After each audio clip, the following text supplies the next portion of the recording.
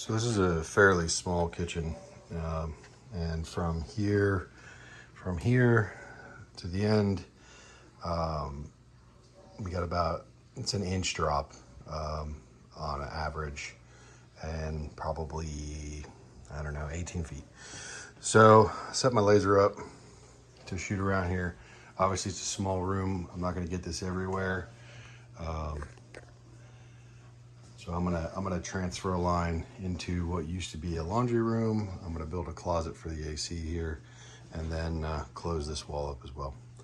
So I'm gonna show you how to transfer that line real quick. So, because we don't have a fancy laser, we have an old school one, first of its kind, way back when.